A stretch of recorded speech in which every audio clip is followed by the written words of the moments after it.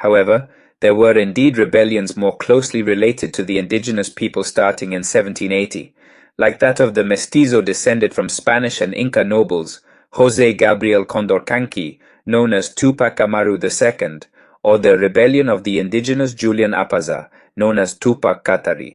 The official story tells us that these rebels wanted to free the indigenous people from jobs like the mita, which was a type of temporary forced labor inherited from the time of the Incas, and to improve their general situation. However, the reality is less romantic. Tupac Amaru rebelled against the Spanish authorities because Charles III raised a certain type of taxes called alcabalas twice in a row.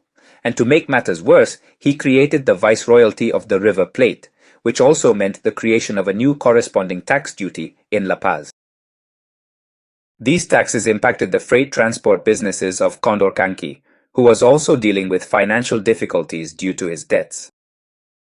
In addition to this, he was also denied the Marquisate of Oropesa, which he believed was his rightful inheritance after a decade of lawsuits, and he became increasingly eager to get it because it would exempt him from paying those taxes. For the crimes committed by Condorcanqui, he was sentenced to public dismemberment.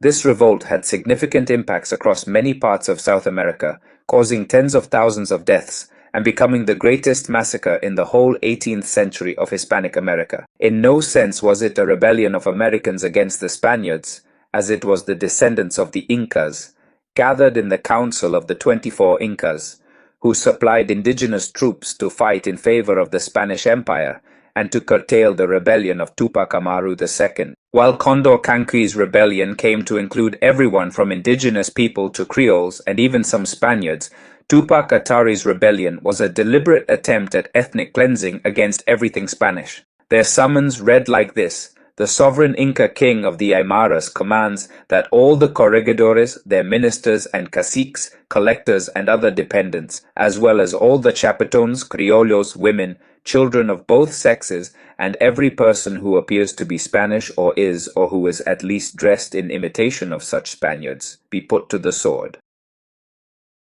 May everything be trampled, now by putting the priests to the sword and now by burning the churches. It is often said that these rebellions were a preamble to independence, but these events were not related to the so-called liberators of South America, who had a different profile and were no more than children, or had not even been born when these rebellions began.